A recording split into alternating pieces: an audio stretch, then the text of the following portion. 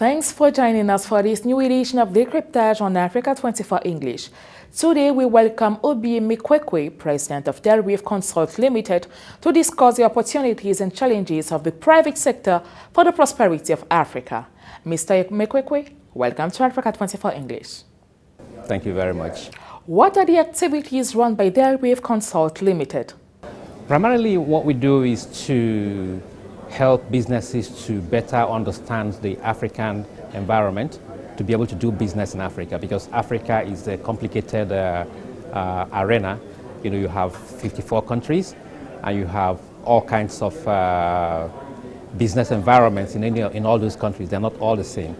People have this tendency of looking at Africa as a single entity, but things are different. So we help to provide advice and guidance to enable them to navigate within the continent. So that's primarily what we do. Also, because we're also a communications company, we provide support services in terms of PR, communication support, communication training for CEOs and stuff like that. The second African Green Trade and Investment Forum Active 2023 was held under the theme, Creating a Shared Prosperous Future. How do you envision the implementation of this theme in your industries? I think the theme is a very poignant one, something that really addresses the challenges that confront the African and the Caribbean regions. For a long time, Africa has operated separate from the Caribbean. We have not tapped into the relationship between the two sides. So by engaging in this forum, you're bringing together the two sides and making it possible to work together. So it enables us to advance to a more tangible, connected relationship. So that's the way I look at it. And also for us as a business, we see opportunities in being able to operate in the Caribbean region, taking advantage of this relationship. Afreximbank announced a number of investment opportunities, both for African and Caribbean countries, to do trade. How will your sector of activity benefit from this?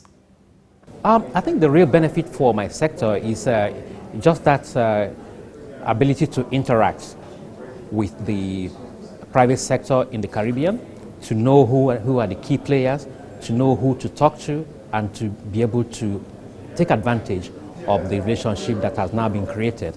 There are many businesses in the Caribbean that are looking to go into Africa. So I'm talking to a number of people who want to do certain things with African companies.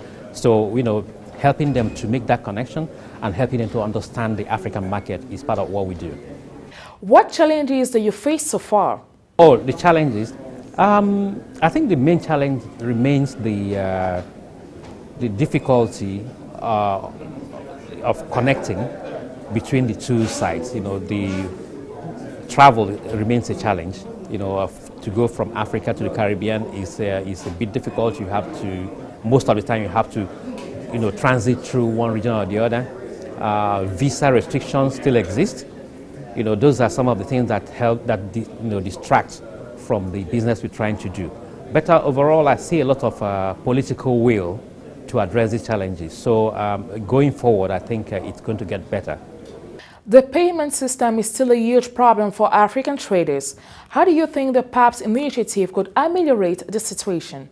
Yes, the payment system has been a challenge, but as you mentioned, Afreximbank has developed the Pan-African Payments and Settlement System, which makes it possible to conduct payments across borders. The Caribbean community has also kind of endorsed it in a way, so that makes things a bit easier. Once it's fully operational, then it's going to address the challenge of payments. So I think going forward, it's looking like it's not going to be such a big challenge anymore. What opportunities can we highlight in your sector of activities? Opportunities exist everywhere. I think that what I see is that with the opening up and with the connections that are being created, there's a lot that businesses can do together. It's just a matter of creating more connections, being able to reach out to people across the various borders, and then making sure that you're providing a service that is really needed. So those are the key things that I see going forward. What ambitions do you have as an economic operator? Well, my ambition is on a personal level. I think I used to work for Afrexim Bank, so I really I feel excited that this mission has been begun and that is going the way it is going. I think it's a major step for bringing together the two regions, and it says a lot about the need. The value that relationships can bring, and Africa stands to gain from this, as does the Caribbean community. So overall, I sound very positive about this event and what it holds for everybody. What recommendations do you have for upcoming active editions?